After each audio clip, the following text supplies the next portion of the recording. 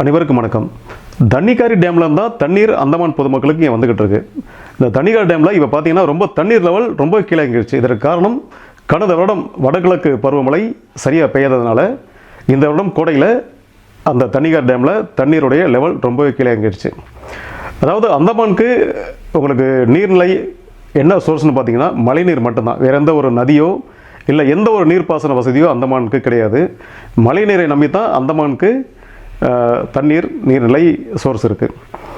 அந்தமான் நிர்வாகம் பொதுமக்களை ரொம்பவே பாராட்டுறாங்க. ஏன்னா அந்தமான் மக்கள் நீரை சரியாக பயன்படுத்துகிறாங்க, நீரை வீணாக்கிறதில்ல அப்படின்னு சொல்லிட்டு அந்தமான் நிர்வாகம் பொதுமக்களுக்கு ஒரு நல்ல ஒரு சர்டிஃபிகேட் தர்றாங்க. ஆக்சுவலாக வீணாக்கிறதுக்கு இங்கே ஒன்றுமே கிடையாது. ஏன்னா இப்போ சரியான பயன்படுத்துறதுக்கே தண்ணி இங்கே பத்த மாட்டேங்குது. அப்படி இருக்கும்போது வீணாக்கிறதுக்கு ஒன்றுமே கிடையாது.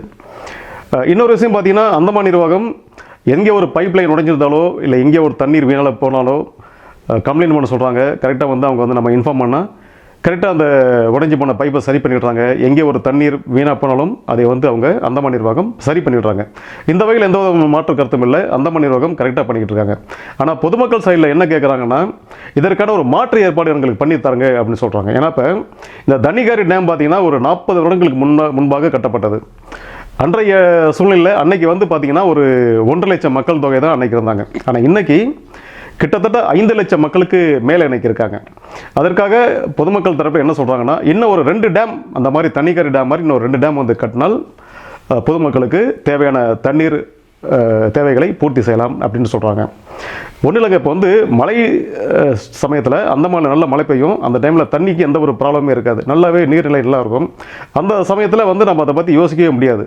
நல்லா தண்ணீர் வரும். ஆனால் அந்த கோடை காலத்தில் தான் தண்ணீர் பற்றாக்குறை ஏற்படும். இந்த டைமில் தான் நமக்கு அந்த நீரை பற்றி நம்ம யோசிக்கக்கூடிய டைம் நமக்கு வரும். அதாவது மழைக்காலங்களில் நல்லா நீர்வரத்து அதிகமாக இருக்கும். அது இப்போ நம்ம தண்ணீரை பற்றி அதிகமாக யோசிக்க மாட்டோம். ஆனால் இந்த கோடை காலங்களில் மட்டும்தான் நம்ம தண்ணீரை பற்றி அந்த பற்றாக்குறையை பற்றி நம்ம யோசிப்போம். அதற்கான செயல்படுத்தக்கூடிய காலகட்டமும் இந்த காலகட்டம் தான். ஏன்னா இப்போ தான் அதை நம்ம செயல்படுத்த முடியும். நம்ம என்ன செய்யலாம்னா ஒரு 2 டேம், அதாவது தண்ணிக்காரி டேம் மாதிரி இன்னும் 2 டேம் கட்டணும். அப்படி கட்டினால் உங்களுக்கு அதாவது கடல் நீர் வீணாக கலக்குது, மழை நீர் வீணாக கடலில் போய் கலக்குது. அந்த மழை நீரை தடுத்து நிறுத்த ஒரு 2 டேம் கட்டணும். 2 டேம் கட்ட முடியலையா, அட்லீஸ்ட் ஒரு டேம் கட்டினா கூட போதுமானது தான். ஏன்னா இப்போ ஒரு டேம் கட்டினாலே அதாவது கோடை காலத்தில் மழை காலத்தில் தண்ணிக்காரி டேம் தண்ணியை பயன்படுத்தலாம். கோடை காலத்தில் இந்த 2வது டேம் இருக்கு இல்லையா, அந்த 2வது டேமுடைய தண்ணீரை நாம் பயன்படுத்தலாம். அப்படி பயன்படுத்தும் பொழுது மக்களுக்கு அந்த பற்றாக்குறையை ஈஸியாக சமாளிக்க முடியும். இதற்கு நிர்வாகம் செய்ய வேண்டியது இன்னொரு டேம், நல்ல ஒரு டேம் மக்களுக்கு அவங்க கட்டித்தரணும். அப்படி கட்டினால்தான் இதற்கான ஒரு தேவையை பூர்த்தி பண்ண முடியும். இல்லாட்டி இதற்கான குறைபாடு இருந்துகிட்டே இருக்கும். எப்போவுமே நமக்கு கோடை காலத்தில் திருப்பி இதே மாதிரி ஒரு பற்றாக்குறை வரும். அப்போ நம்ம அவதிப்பட வேண்டிய சூழ்நிலை உருவாகும். அதற்காக இப்போ நிர்வாகம் என்ன பண்ணணும்னா இன்னொரு டேம் நல்ல ஒரு இடத்துல மழை நீர் கடலில் கலக்காத வண்ணம் ஒரு டேம் ஒன்று கட்டினா அந்த மழை நீரை நம்ம சேமிக்க முடியும். கோடை காலத்தில் அந்த நீரை மக்களுக்கு பயன்படுத்தக்கூடிய வழிகள் கிடைக்கும்.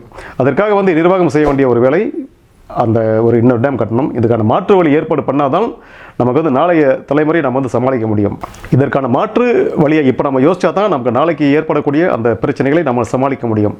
ஏன்னாப்பா இப்போ கோடை காலம் முடிகிற கட்டத்தில் இருக்குது. திருப்பி மழை பெய்ய ஆரம்பிச்சிடும். மழை பெஞ்சிட்டா நம்ம திருப்பி அதை பற்றி நம்ம மறந்துடுவோம். அந்த நீர் ஷார்ட்டேஜ் பற்றியோ இல்லை இந்த குடிநீர் தட்டுப்பாட்டை பற்றி நம்ம மறந்துடுவோம். திருப்பி மழை பெய்யும், ஒரு 5 மாதம் மழை பெய்யும், திருப்பி அதை மறந்துடுவோம். திருப்பி அடுத்த வருடம் கோடை காலத்தில் நம்ம அதை பற்றி யோசிப்போம். அதற்கான இப்போயும் அதுக்கான வழியை நம்ம ஏற்பாடு பண்ணணும். எங்கே ஒரு டேம் கட்டலாம், இந்த மழை நீர் தடுக்கிறதுக்கு என்ன பண்ணலாம் அப்படிங்கிற நடைமுறையை அந்த வழிவகையை செயல்பாடு இப்போயே செயல்படுத்தினால்தான் நம்ம நாளைக்கு ஏற்படக்கூடிய அந்த தண்ணீர் பிரச்சனையை நாம் சமாளிக்க முடியும். மற்றும் ஒரு நிகழ்ச்சியில் நாம் சந்திப்போம். நன்றி, வணக்கம்.